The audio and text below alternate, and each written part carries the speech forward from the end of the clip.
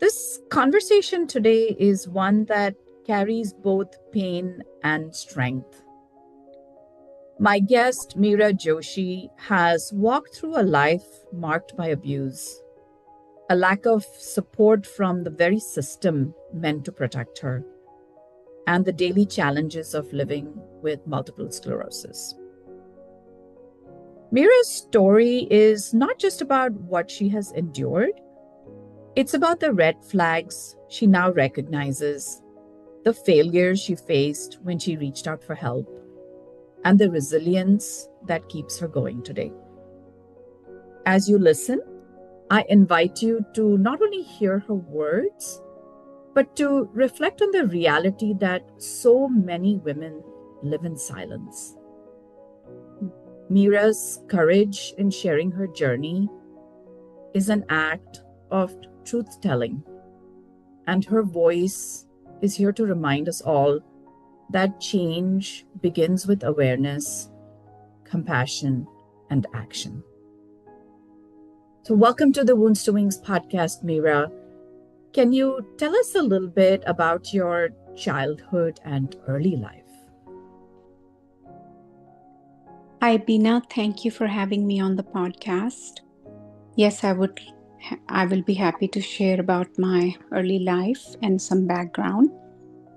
I grew up in a North Indian small town of North India in a very loving but traditional joint family. The community I grew up in Northern India is a very conservative community. Gender roles were deeply entrenched. I attended a convent school and later a convent college where I received a strong education and was always surrounded by friends and family. Okay, thank you for sharing that with us. Were there early experiences or lessons from your family that shaped how you saw yourself in relationships in general? Yes, absolutely. Growing up, I was taught that my role as a woman was to remain silent, suppress my feelings, and serve the men in the household. I was told that the male was the head of the family and the female's duty was to cook, to clean, and to raise children. I learned to devalue myself and to be completely dependent emotionally, physically, and financially on a man. I was taught that if a husband is providing food, shelter, and clothing, then I had no rights to expect anything more than that. That should be sufficient. Speaking against control, abuse, and violence would only bring disgrace to the family, my mom told me. These lessons deeply shaped how I entered my marriage. Yeah, I can imagine that must have been so hard. And I think that that is still the case in most of the small towns and villages, in India, where, uh, patriarchal condition is very much, in existence. Um, Yes, I agree with you. yeah. So when you look back, what were some of the early red flags in your relationship, in your marriage, that you now understand were warning signs for you? There were so many red flags and signs. On the very first night of marriage, my mother in law wrote a letter to my husband, warning him never to give me any spousal rights, which was a big red flag at the time, but I ignored it. Not to have children with me, she wrote, and to treat me according to the dowry I brought. So my worth was based upon the dowry I brought. My needs, even basic ones like sanitary pads, were mocked. My father was asked to provide for me and my needs, while my husband belittled and lied to me about finances. My brother in law was encouraged to molest me, while my sister in law verbally abused me and left me in a dangerous situation. Multiple times, I was threatened with rape.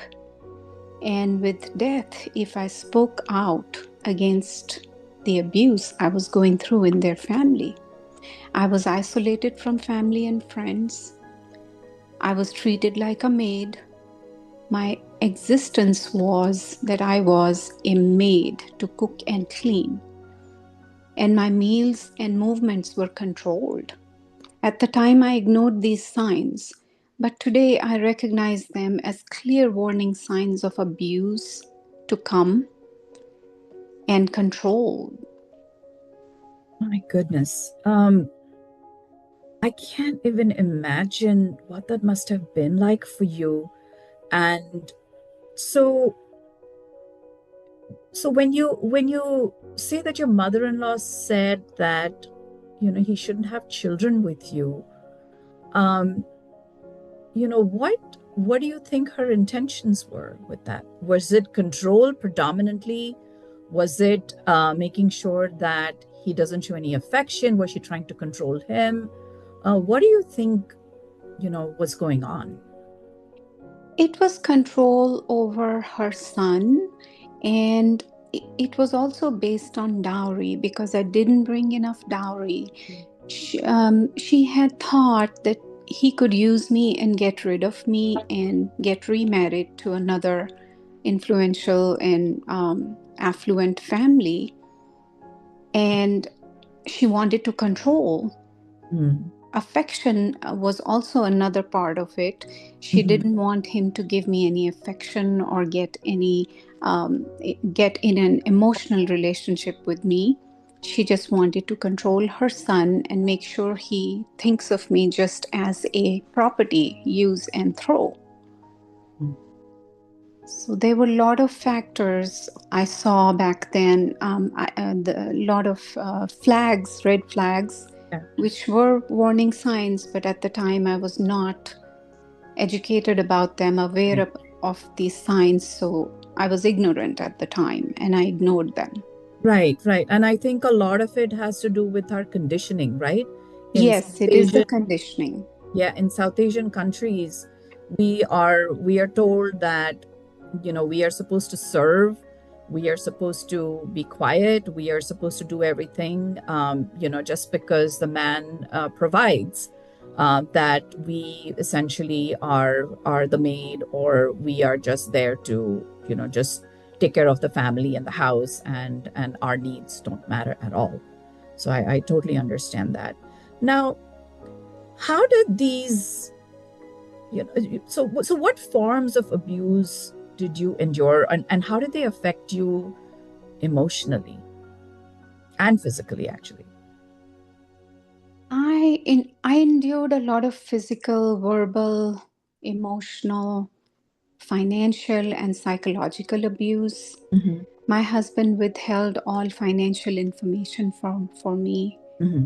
for throughout the duration of my marriage, telling me I had no rights to question him since I didn't earn money. I was slapped, I was pushed, and I was told to end my miserable life because I didn't bring any value to the marriage. I was not earning, I was forced to be a stay home mother. I was called worthless. I was a financial burden, and I was a bag of diseases, I was called. He refused medical care during pregnancies, leading to miscarriages. An abortion was forced.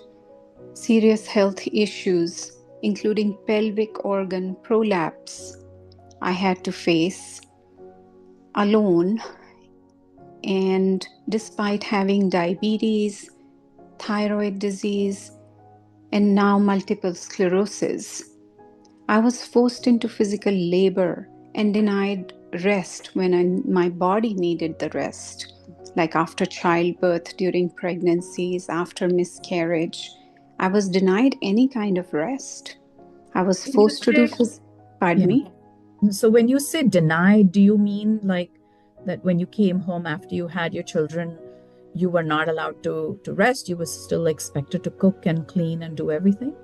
Yes, absolutely. I came home from after delivery, and I was asked to cook. I was asked to go grocery shopping. I was asked to clean the house.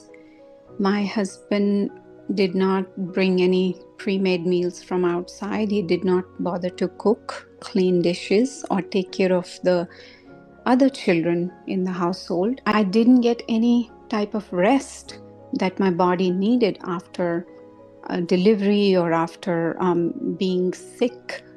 Today, after years of abuse, I rely on a walker. Waist down, my body has suffered a lot of damage from the nerve damage from multiple sclerosis. I was in a wheelchair for a little bit. I'm currently on home health care. And emotionally, I was left broken, feeling broken, alienated from my children. Why I were you alienated from your children? That is another form of control my ex-husband used to use the children as pawns, and to he alienated the golden child of the family first. Mm-hmm. My one of my son is very intelligent. He was the one who was isolated from me first.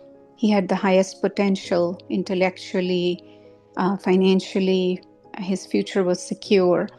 And then the other children were slowly pulled into the same pattern: alienation, isolation, being poisoned against me, that I'm the bad parent, I'm the abusive parent, I'm useless, I don't make money. And my children were isolated from me because he wanted to exercise control over me. And this is one way he could control me and abuse me, because I'm emotionally invested in my children Sure. as a stay-home mother. Yeah. And that is one way to cause more pain and harm mentally, emotionally, and psychologically when he takes my children away from me. Yeah. Yeah. That's the worst punishment for a Yes, mother is when their children, are turned against them, or they are, basically told to never talk to the mother. It really is the worst punishment for a mom. I totally understand that. yeah. Now, were there any moments when you reached out to friends, family, or anyone else for help, and what responses did you receive from your friends and family? Yes, I tried to reach out for help several times over the years. I tried filing for divorce 4 times during the duration of my marriage, but my ex-husband blocked payments for credit cards or refused mediation. And when I turned to family and friends, I was told I should be grateful for food, shelter, and clothing he was providing. Hmm. And I should not complain about the man of the house who's providing me basic needs. And I should just keep quiet and raise the children. Many of my relatives and close friends blocked me, ignored me, and I lost their trust because I had become the black sheep of the family, talking about leaving, complaining about the man of the house. I was supposed to obey him. I was never supposed to speak against him or his cruelties or his abuse or his control, because our society doesn't recognize emotional, financial, psychological abuse as any form of abuse. Unless your bones are broken or you're profusely bleeding, it is not considered abuse. We're supposed to keep quiet about emotional, financial, and psychological abuse. So many of my friends and family ignored me, they blocked me. I lost all the pillars I had over the years, slowly and gradually. Hmm. Even when I sent proof of neglect to them, like photos of my unfurnished home, Hmm. I was told to be thankful, at least you have a roof over your head. I Right. was pressured to live a superficial life of silence and lies. So, you're saying that that you lived in a home where there was it was a big home. Was it a big home? Was it a small home? Was it in a nice area? Was it a nice neighborhood? Tell us very briefly about that. Yes, we lived in a very nice area. We Mhm. lived in a very posh area of the town, expensive homes. My house was a big house. Mhm. We had a good 5 bedroom, 4.5 bath house, Mhm. and it was in a very prestigious neighborhood.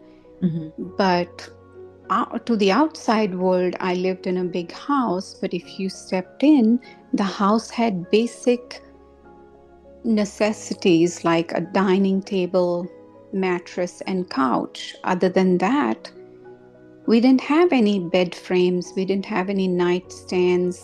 My children didn't have nightstands or bed frames. It was just a mattress thrown on the floor. And I was supposed to be thankful for that. Right. Right. I didn't have a washing machine in the house. I had to go to laundromats to do laundry Mhm. for many years. Mhm. And the water heater didn't work. I have to heat water on the gas in pots and pans and shower my kids. I Mhm. had to lift heavy buckets to the bathrooms. Right. It was a very difficult and uncomfortable life, and it made me question many times. I live in the most progressive country in the world. I live in such a big, fancy neighborhood. Yeah. I have a big house, but it is unfurnished. Yeah. Throwing a mattress on the floor and having a couch and a dining table, you don't call it home. And that's pretty much what the way you're describing it. It sounds like that's pretty much how a woman's abusive relationship is. On the outside, everything looks fantastic, but on the inside, it's just hollow and empty. Yes, Yeah. Yeah. absolutely. Yeah. How did the judicial or the legal system respond when you tried to get protection or justice? So, during the divorce, the system failed me completely. I gathered courage to file for divorce finally after many, many years. And the judicial system failed me. The judge refused to allow the police to testify in court against my ex husband. The judge did not allow body cam footage to be played as testimony that showed my husband's ex husband's abuse. My medical history, especially my multiple sclerosis, was deliberately hidden to deny me alimony in a long term marriage. I was not allowed to sign my own divorce decree, which I questioned many times because I did sign my marriage certificate and I was shocked why I was not allowed to sign my own divorce decree. Financial accounts were hidden by my ex husband during the divorce, assets were moved, the division of property was never enforced. I faced, um, I faced misogyny in court from the lawmakers. I faced false allegations, which I understand is part of the process. I faced invasion of privacy. My reactive abuse responses to years of control were used against me in court. Lawyers I hired failed me, and state organizations said I was not eligible for help because it was a civil matter. And I was told unless you go harm your ex husband, it becomes a criminal matter. There is no help in a civil matter. Sorry. I learned hard truth in family courts. Money, position, and power speaks louder than justice, which was the most hurtful to me because I used to have a different opinion about the court. I used to think they would they would just give me a chance to speak, which as a plaintiff I was not given a chance to speak in court at all, and I was shut up basically. And Hmm. only one party controlled the entire divorce process, which was my ex husband and his lawyer.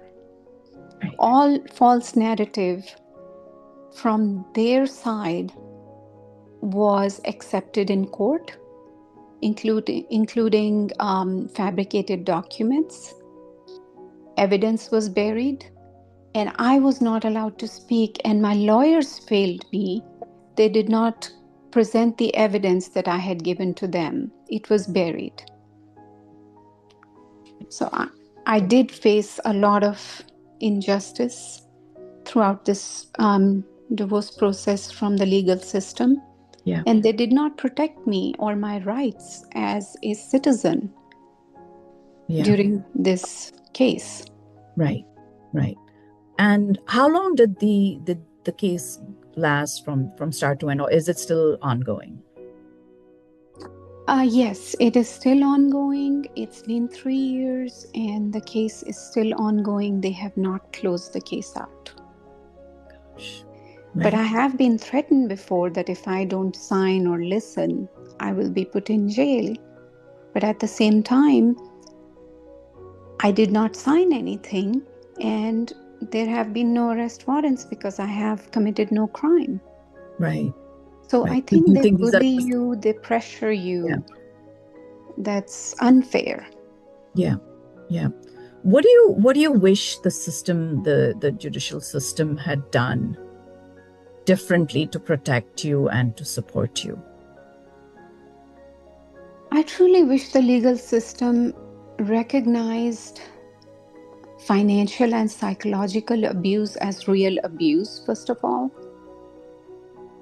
And there were clear signs during the entire divorce case that one party controlled the entire finances and the other party was at a disadvantage.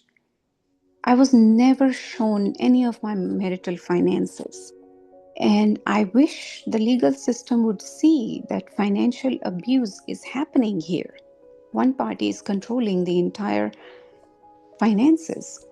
I also wish our legal system, valued the unpaid physical, emotional, and mental labor of stay at home mothers. Yeah. I should have been given a chance to present my evidence, tell my story in court as a plaintiff, but I was not allowed to. The judges and lawyers who misuse their positions for personal gain should be removed from these courtrooms. I also feel that courts should use certified divorce financial analysts, CDFAs, to locate hidden assets for fair division, because most stay home mothers are not aware of their finances. We are too busy raising our children, making memories. We are too busy trusting our spouse. Yeah. And at the end, we suffer because we are not aware of all the marital assets and finances. So Right. I think the court should allow a CDFA to analyze all the hidden assets and finances Yeah. and distribute them evenly, because your ex-husband is not going to disclose all the finances and assets honestly in court.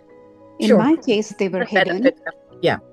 And most of all, the system should protect women and children, not punish them for being victims. Yeah. That's what I wish. Yeah. Yeah. No, I get that. I get that. It happens all the time where, especially those men who have families back in their native countries where they came from, and they have bank accounts. It's very easy for abusive men to send that money overseas and hide the funds that are actually the marital assets. So I completely get where you're coming from. I hear this often. Now, moving on to your health, when were you diagnosed with MS, and how has that diagnosis impacted your journey? For my MS diagnosis, I was diagnosed with MS in 2018. Okay. So it's been a few years now. Yeah. And I was devastated when I was diagnosed with multiple sclerosis the first time. I kept asking myself, why me? How Yeah. could I have this debilitating disease? Because no one in my family, maternal or paternal for generations, had ever heard of this disease. I didn't think I had any genetic predispositions to have this kind of a disease. I was shocked, I was devastated. I questioned, what do I do to deserve a disease that has no cure at such a young age? Yeah. I was young, I had young kids, and that affected my mental and physical health at a very alarming rate because I became depressed. I had anxiety. I I would cry for hours alone, and I didn't know who will ever help me if I was in a wheelchair, or if my ex-husband would ever support me through this disease or show one shred of empathy towards me. Right. It was very difficult. It affected me on many levels: emotional, physical, um, just my whole world came collapsing when I was diagnosed with this debilitating disease. Yeah. Yeah. I can't even imagine how that must have been. Um, how was your health condition affected by, how has your health condition rather affected your ability to rebuild your life after the abuse? It's been really difficult. I've been struggling. Post divorce stress. The case is not closed for last 3 years. I the post divorce stress caused early progression of my disease, multiple sclerosis. I had several flare ups. I had several hospitalizations. My body could not deal with any more stress. And this could have been prevented, but it just went on for 3 years post divorce and still continued. The case is not closed. And I didn't get my share of the finances from the divorce. So it affected my mental, physical capacity to go rebuild my life. Every time I went and got a job at a restaurant, a minimum wage job, I fell sick. I Yeah. was hospitalized. I couldn't stand long hours. Yeah. Yeah. And it has affected my ability to rebuild my life. I couldn't go back to school. I didn't have the finances. Yeah. And I have not been able to work because of multiple sclerosis and flare ups often. I've been hospitalized thrice in less than 1 year. Yeah. So, all my diagnosis has affected my health condition, has affected my ability to rebuild. Right. Right. Now, what what is it that helps you get through the day, like mentally, emotionally, or practically? Like, how are you surviving? Honestly, right now, God is my only hope. I believe faith leads to hope, and hope gives me courage. I trust God is in control every step of the way. And I believe as long as I have faith in God, then I have hope, and that hope gives me courage for a new tomorrow. Yeah. I'm trusting God, and I have 4 children, and I have beautiful memories with my kids, whatever little memories I made with them. I I love my children, and I pray they have better life and they can break this cycle of abuse. So as of now, day to day, I pray a lot. I pray God to change things for me and for many other women who are struggling and suffering. and are in difficult circumstances, we have to have faith in God. Yeah. That's all that's carrying me through right now, is my faith in God. Yeah. Yeah. No, I understand. And my daughter, I have to say, my daughter has been a great strength for me. She has been encouraging me, and she has been helping me a lot. Yeah. Yeah. I'm so glad to hear that she's supporting you through this Yes. difficult journey. Um, are there any small victories or strengths you've discovered in yourself that you'd like to share? Yes, I have learned silence is the best revenge. I have learned no contact with the narcissist is the best resolution. I have learned every day, like a small victory, I'm able to get up with the walker, go to the kitchen, make myself a cup of tea, or just stand for a few minutes on my feet, is a baby step, is a small victory of me getting better. Yeah. Your belief in God, your faith in God, your faith in yourself, your positive attitude, and not letting anyone bother my peace, including my ex-husband. You have to have a disconnect with them after what you've gone through. Yeah. Emotional detachment is important because now you need to focus on yourself. Right. I'm focusing on myself, my mental health, my emotional health. I'm protecting myself, and I need to draw boundaries. Yeah. I don't owe anybody any explanations. You have to have boundaries. You have to recognize going no contact with the narcissist is a victory for you, Yeah. because they feed off control and your responses. When you don't respond, that is your victory in silence. Yeah. Yeah. No. Not adding to the conflict. Don't respond. There's no conflict. What are they going to fight? Right. Yeah. Very true. Cutting off people who don't add to any value in your life. Yeah. These are small victories and strength I have right now. Yeah. And the ability to say no, because I people pleased all my life, and now I'm learning to say no. Right. And that is a victory within myself. The day I'm able to say no, that is a big victory for me. Yeah. Yeah. No, I hear you. Absolutely. And that's the thing with women who are abused. We don't know how to say no. You know, Exactly. we are taught to say no is wrong. And that's absolutely true. Um so so can you tell me, if there was a message to other women who may be in an abusive relationship, but feel trapped, what would you like to tell them? What would you like to share with them?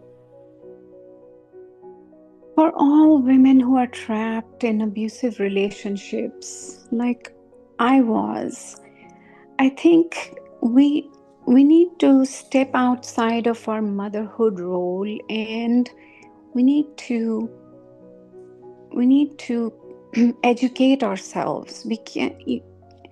All these years, I lived by ignorance is bliss, and that I was wrong, because that I was conditioned to believe ignorance was bliss. Yeah. Ignorance is not bliss. Education is bliss. Educate yourself about narcissistic abuse, about the red flags, about your partner or your family controlling you, abusing you, or not letting you have your own voice, your opinions, your rights. Once you recognize the signs of narcissistic abuse or any kind of abuse in a relationship where you're not valued, your worth is questioned, your reality is being questioned, denied, your reality is denied, Learn about narcissistic abuse, educate yourselves, join support groups online, listen to podcasts, um, listen to the professionals. Don't ignore the red flags. The more support you have from the community, friends, and family, and the more you educate yourself, the more help you will have, and you will not feel trapped in the relationships, in the abusive relationship for too long, because once you're educated about it, you can walk away from that toxic relationship. Yeah. Um, is there something you'd want to share with survivors of abuse, especially women who are facing health challenges, to take away from your story? To every survivor of abuse or chronic illness, I I would say please stay strong. Keep your faith, stay positive, and love yourself. Value yourself. Learn to love yourself. Spend time with yourself. Say positive affirmations every day. When you're positive, everything else around you, the universe sends positive vibes. Don't don't lose hope, and seek out support. Call call hotlines, get online, go to the local library, find out what resources you have in your community that you can use. Currently, I am looking for resources for myself, for disability, with multiple sclerosis, if I have any resources. There's a lot of resources we are not aware of. If you're going through any type of chronic illness or abuse, reach out to your community, talk to as many people as you can, be verbal, take pictures, take evidence with you, keep your documents close to you, your important documents, your social security, birth certificate, your passport, any documents pertaining your financials, your accounts. Secure your accounts. Start saving money on the side. I would say this to every mother, whether Yeah. you are in, narcissistic abuse or any kind of abuse. Yeah. Please put some money aside for you on a daily basis, even if it's $10 a day.